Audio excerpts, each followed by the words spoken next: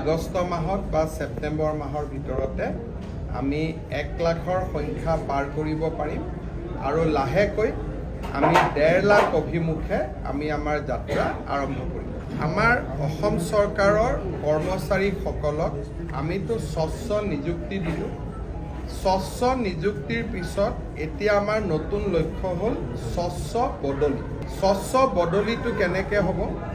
2 অক্টোবৰৰ পৰা এটা আমি পৰ্টেল খুলিম, যি তৃতীয় বৰ্গৰ চতুৰ্থ বৰ্গৰ কৰ্মচাৰীয়ে মিউচুৱেল ইজনে সিজনৰ জায়গাত যাব, সিজনে সিজনৰ জায়গাত যাব।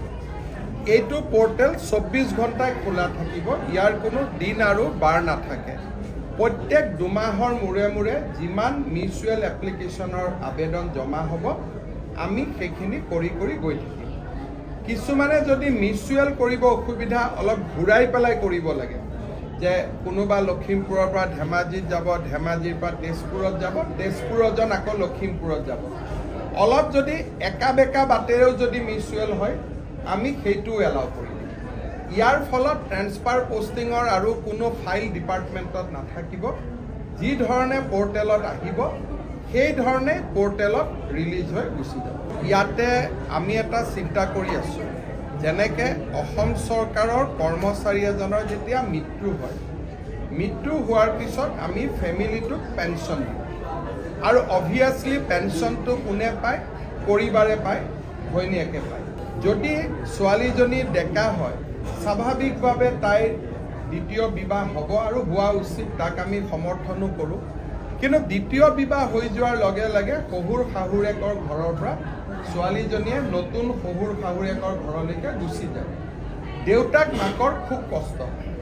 সেইকাৰণে আমি যিমানে এতিয়ালৈকে কম্পেশ্যনেট এপইণ্টমেণ্ট পাই আছে আৰু যিসকলে ভৱিষ্যতে পাব, তাত আমি এটা নিয়ম কৰিব খুজিছোঁ যে 80% পৰিবাৰগৰাকীয়ে পাব, ৱাইফে পাব, আৰু 20% বৃদ্ধ দেউতাক মাকে পাব।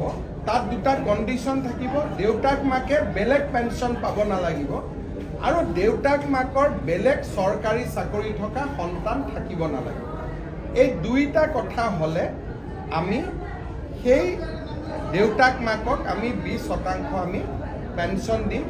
তাৰ এটা আমাৰ নীতিগত সিদ্ধান্ত হৈছে, কিন্তু ইয়াৰ বাবে একাউণ্টেণ্ট জেনেৰেল, এজি গোটেই ছিষ্টেমটো বদলাব লাগিব। অকণমান 6 মাহ 7 মাহ সময় লাগিব, কিন্তু এই কামটো আমি কৰিবৰ বাবে নীতিগত সিদ্ধান্ত লৈছোঁ। আজিকালি আমাৰ ইঞ্জিনিয়াৰবিলাকে ৰাস্তা চাব নাযায়, ঠিকাদাৰসকলেও ৰাস্তাবিলাক মিস্ত্ৰীসকলৰ ওপৰত দি দিয়ে। মেক্সিমাম মিস্ত্ৰী চৰৰ পৰা, তেওঁলোকৰ কোনো ট্ৰেইনিঙো নাথাকে। পোনে পোনে আহি ইজনক সিজনক দেখাক দেখি কৰি মিস্ত্ৰী হয়। ঠিকাদাৰজনে নাচায়, ইঞ্জিনিয়াৰজনে ছাইডত নাহে। তাৰ ফলত আপোনালোকে দেখিব যে আমাৰ ৰাস্তাবিলাকৰ গাঁতটো মাজত, কিন্তু যদি এটা ৰাস্তা বনায় ৰাস্তাটো হেলনীয়া কৰি বনায়। গতিকে গাঁতটো ছাইডত হ'ব লাগিব, মাজত হ'বই নোৱাৰে যদি কোনোবাই ৰাস্তাটো নিয়মত বনায়। সেইকাৰণে আমাৰ ইয়াত খেলি মেলি আছে। মিটিঙে পত্ৰই কৈ ৰাইজক সচেতন কৰি থাকিব লাগিব যাতে লাহে লাহে ভাল হয়। এতিয়া আমি ITI বিলাকতো মিস্ত্ৰীসকলৰ ট্ৰেইনিং আৰম্ভ কৰিছোঁ। 2টা দিন পিছত আমি নিয়ম বনাব লাগিব যে PWD ৰোডছত মিস্ত্ৰী অকল প্ৰশিক্ষণপ্ৰাপ্ত মিস্ত্ৰীহে কৰিব লাগিব। তেনেকুৱা লাহে লাহে 4-5 বছৰ লাগিব। লাহে লাহে আমি কথাবিলাক বদলাই গৈ থাকিম।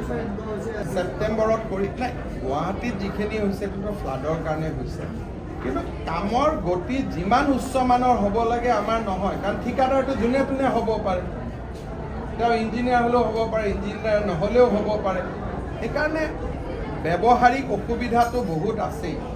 তাৰ মাজতে যুঁজি থাকিব লাগিব। যিমানখিনি পাৰোঁ ঠিক কৰি, যিমানখিনি নোৱাৰোঁ যুঁজি গৈ থাকিব লাগিব। देखिए, मेरा इसमें कमेंट देना ठीक नहीं है। मैं भी एक प्रदेश का मुख्यमंत्री हूँ। मेरा निवेदन होगा कि हमें ऑलराउंडर मत बना। हर जगह का कमेंट मुझको देना ठीक नहीं है। আমি কালিয়ে মই কৈছোঁ যে প্ৰথম উপনিৰ্বাচনটো ঘোষণা হ'ব লাগিব। ধৰি ল'লোঁ নিৰ্বাচনে আগে উপনিৰ্বাচনে নাপাতোঁ বুলি ক'লে, তেতিয়া কি হ'ব? 20 আগষ্টত উপনিৰ্বাচনৰ চূড়ান্ত ভোটাৰ তালিকা ওলাব। ভোটাৰ তালিকা ওলোৱাৰ পিছত নিৰ্বাচন আয়োগে ইলেকশ্যন ডিক্লেয়াৰ কৰিব তাৰ পিছতহে বিজেপিয়ে প্ৰাৰ্থী দিব এতিয়ালৈকে প্ৰাৰ্থীৰ কথা আলোচনা হোৱা নাই যোৱাকালি মাত্ৰ ৰাজ্যসভাৰ চিট দুটাৰ কাৰণে আমাৰ যিটো পেনেল সেই পেনেলটো আমি কেন্দ্ৰীয় নেতৃত্বক দিছোঁ আৰু উপনিৰ্বাচন সম্পৰ্কত এই মুহূৰ্তলৈকে আমি কোনো আলোচনাই কৰা নাই ময়ো যি আলোচনা শুনো সংবাদ মাধ্যমৰ পৰাই